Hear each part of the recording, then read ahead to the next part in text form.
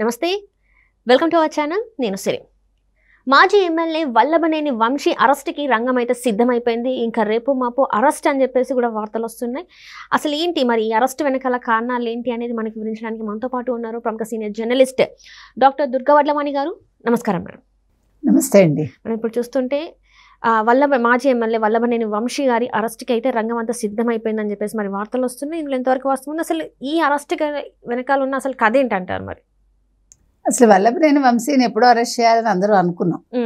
ఇవాళ నిన్న కాదు, ఆయన మీద ఒక రకంగా లుకౌట్ నోటీస్ కూడా వస్తుందేమో మనకు తెలియదు. ఇప్పుడు ఎందుకు అరెస్ట్ చేయాలనుకుంటున్నారు అంటే, మీకు తెలుసు తెలుగుదేశం పార్టీ కార్యాలయం మీద దాడి మంగళగిరి, రైట్. సో అందులో 71 అయింది సంఖ్య, అంటే నిందితుల్లో. ఆల్రెడీ 18 మందిని కూడా అరెస్ట్ చేశారని చెప్పేసి బాపులపాడు ఎంపీపీ నగేష్ ఉన్నారు కదా, నగేష్ తో పాటు 18 మందిని గత నెలే అరెస్ట్ చేశారు. అప్పుడే ఆల్మోస్ట్ ఇంకా 1 మంత్ అయిపోతుంది, ఇంకో వారం అయితే. కాబట్టి ఇప్పుడు అందులో ఈయనకు కూడా నోటీసులు ఇచ్చారనమాట. అయితే వల్లభనేని వంశీ ఎక్కడ, ఇప్పుడు ప్రశ్న అది. ఎందుకంటే ఆయన కుటుంబం హైదరాబాద్లో ఉంటుంది. ఆయన ఎలక్షన్స్ అయిపోయాక మరి హైదరాబాద్ వచ్చేసి హైదరాబాద్లో ఉన్నారా, ఎక్కడున్నారు?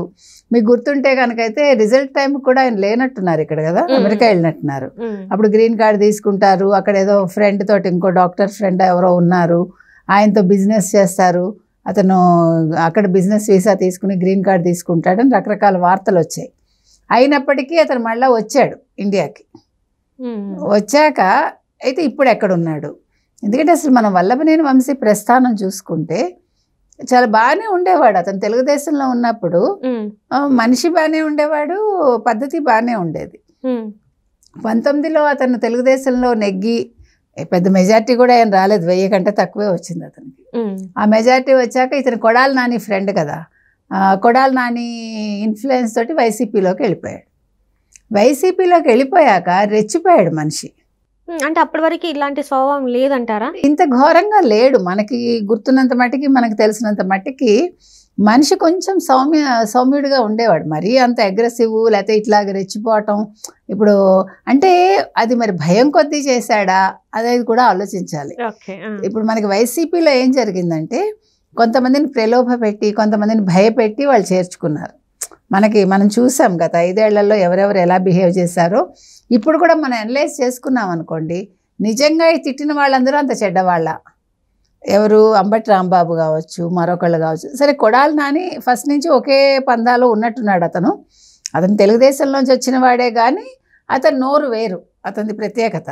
కాకపోతే కొంతమంది మాత్రం ఇంకా తప్పనిసరి పరిస్థితుల్లో, అంటే వైసీపీ అధినేత జగన్మోహన్ రెడ్డి కోసం వీళ్ళందరూ కూడా వీళ్ళు ఇలా మారారు అంటే వాళ్ళ రాజకీయ ఎదుగుదల కోసం ఈ రకంగా మారారు అనేది మనకి ఇప్పటికి కూడా కనిపిస్తుంది. లేకపోతే అందరూ అంత ఘోరమైన మనుషులు మాత్రం కాదు. గత చరిత్ర మనం తీసుకున్నామంటే ఇంత ఘోరంగా అయితే ఎవరు లేరు కదా. ఇలా ఉండుంటే అసలు ఇంతకాలం వాళ్ళు రాజకీయాల్లో ఉండరు కదండి. అయితే ఈ వల్లభనేని వంశీ కూడా ఒకప్పుడు ఇంత ఘోరమైన మనిషి అయితే కాదు. కానీ వీళ్ళకి బిజినెస్లు ఎప్పుడైతే ఉన్నాయో, వ్యాపారాలు, ఈ వ్యాపారాలు ఎక్కడ దెబ్బ కొడతారు అనే భయంతో కూడా, ప్లస్ కొడాలి నాని లాంటి వాళ్ళ ప్రోద్బలంతో ఈయన వైసీపీలోకి రావడం. మీకు తెలుసు చంద్రబాబు కుటుంబం మీద అతను చేసిన వ్యాఖ్యలు కావచ్చు, మరొకటి కావచ్చు, అతనంటే ఒక విధమైన ఒక అసహ్యం అనేది మనుషుల్లో వచ్చింది, ప్రజల్లో. ఇప్పుడు నువ్వు రాజకీయం చేసుకోవటం వేరు, రాజకీయం కోసం నువ్వు ఆడవాళ్ళని తీసుకొచ్చి మాట్లాడటం వేరు కదా. ఏదైనా ఉంటే వాళ్ళ ఏం చేశారు, ఏం చేయలేని మాట్లాడాలి. నువ్వు తేల్చుకోవాలి, వ్యక్తి తేల్చుకోవాలి.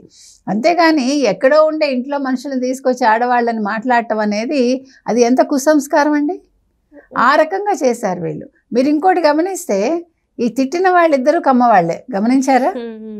మనం మాట్లాడుకుని తీరాలి. క్యాస్ట్ ఎందుకు అని అనుకోవద్దు. ఇక్కడ క్యాస్ట్ ఎందుకంటున్నామంటే, రెడ్లు చేసిన పని చెప్తున్నా. ఇక్కడ జగన్మోహన్ రెడ్డి చేసిన పని, మీరు జగన్మోహన్ రెడ్డి హయాంలో మొత్తం ఇప్పుడు మనం అనలైజ్ చేసుకుంటే, అసలు ఇప్పుడు ఒక రీసెర్చ్ కూడా చేయొచ్చు. రెడ్లందరూ కూడా వీటిలలో ఇరుక్కున్నారు. దేంట్లో? కుంభకోణాల్లో. మీరు అబ్జర్వ్ చేయండి. కొడాలి నాని, వల్లభనేని వంశీ తిట్లలో ఇరుక్కున్నారు. ఈవెన్ అంబటి రాంబాబు. అవునా కదా? వాళ్ళ ఆ జరిగిన కుంభకోణాల్లో ఎక్కడైనా వీళ్ళ పేర్లు ప్రస్తావన ఉందండి? లేదు కదా. ఈవెన్ రోజా మీద కూడా మీకు 100 crores ఉంది. అవును ఆడదాం ఆంధ్రాది. అవును. కానీ వీళ్ళెవరు ఇన్వాల్వ్మెంట్ లేదు. బొత్స కూడా లోకల్గా రాజకీయాలు చేసుకున్నాడు, లోకల్గా ఏమైనా స్కాములు చేసుకున్నాడు తప్ప ఇలాంటి స్కాములు అంటే ఆ స్కామ్లలో కూడా వాళ్ళదే అగ్రస్థానం అవ్వాలనుకున్నారా? ఉండొచ్చు, మనకు తెలియదు. ఇప్పుడు అంటే ఇది మనం ఇప్పుడు కొత్తగా మనం అనలైజ్ చేస్తే వచ్చిన విషయాలు ఇవన్నీ. జవహర్ రెడ్డి 800 ఎకరాలు ఎక్కడ భోగాపురం దగ్గర అసైన్ భూములు. అంటే మీరు ఇవాళ Venkatareddy, Vasudevareddy. So if you see entire ఇది రెడ్లందరూ ఈ కుంభకోణాల్లో ఉండి అంటే వాళ్ళు మొత్తం దోచేసుకుని ఈ కమ్మ వాళ్ళని లేకపోతే మిగతా క్యాస్ట్ వాళ్ళని బకరాలు చేశారా? ఆ రకంగా వల్లభనేని వంశీ కూడా తప్పనిసరి పరిస్థితుల్లో వెళ్ళి, ఎందుకంటే వల్లభనేని వంశీ అండ్ కొడాలి నాని వ్యాపార సంబంధాలు ఉన్నాయి వాళ్ళకి, ఏదో సినిమాలకు సంబంధించి మరొకటి వాళ్ళిద్దరికీ ఉంది, స్నేహం ఉంది. కాబట్టి ఆ రకంగా వ్యాపారాలు కాపాడుకోవటానికి ఏమన్నా చేశారా? ఎందుకంటే ఈ 5 ఏళ్లలో 19 నుంచి 24 వరకు తీసుకుంటే కమ్మ వాళ్ళని అనగదొక్కడంలో చాలా అంటే ఆయన ఎవరు జగన్మోహన్ రెడ్డి ప్రముఖ పాత్ర వహించాడు. ఆయన వాళ్ళ ఆస్తులు ధ్వంసం చేయటానికి, తర్వాత అమరావతి రైతులు ఇచ్చిన భూములు ఇది చేయటానికి. మీకు తెలుసు అమరావతి భూములకి ఏమన్నాడు ఆయన, సారీ అమరావతి గురించి ఏమన్నాడు, కమరావతి, భ్రమరావతి ఏంటంటో పేర్లు పెట్టాడు. చంద్రావతి అని కూడా పెట్టాల్సింది, బాగానే ఉండేది, అది కూడా ఏం ప్రాబ్లమే ఉంది. ఎందుకంటే అన్ని వేల ఎకరాలు సేకరించడం మాటలు కాదు కదండి. సో అంటే 33,000 ఎకరాలు అంటే మాట కాదు కదా. అందుకని మనం చూసుకున్నట్టయితే ఇక్కడ రాజకీయాలు అనేవి నాట్ ఓన్లీ రాజకీయాలు, అంటే డబ్బు సంపాదన కూడా ఈ 5 ఏళ్లలో. అంటే ఒక కులం వాళ్ళు దోచేసుకుని ఇంకో కులాన్ని దానికి అంటే ఎరగా వేసుకుని తిట్టడంలో అంటే వీళ్ళు ఎర అయిపోయారు. వాళ్ళేమో దోచుకుని వాళ్ళేమో ఇట్లా వీళ్ళేమో తిడుతూ ఇలా అయిపోయారు, దోచుకుంటూ అలా అయిపోయారు. ఇప్పుడు మనం గమనిస్తే కనుకైతే అలా కనిపిస్తాం. చూద్దాం ఏదేమైనా. ఇవాళ వల్లభనేని వంశీ ఎక్కడున్నారు? హైదరాబాద్లో ఉన్నాడా ఆయన, లేదా అమెరికా వెళ్ళిపోయాడా? మరి ఏం చేస్తారు, లుకౌట్ నోటీసులు ఇస్తారా అనేది మనం వేచి చూద్దాం. అంటే ఇప్పుడు చూసినట్టయితే మేడం, ఇప్పుడు వల్లభనేని వంశీ గారిది వచ్చింది పేరు, ఇంకా కొంతమంది నాయకులు కూడా ఉన్నారు. అంటే ఈయన ఎమ్మెల్యే డైరెక్ట్గా ఇన్వాల్వ్ అవ్వకపోయినా కూడా ఈయన ప్రోద్బలంతోనే వాళ్ళందరూ చేశారని చెప్పేసి మరి ఉన్నాయి వార్తలు.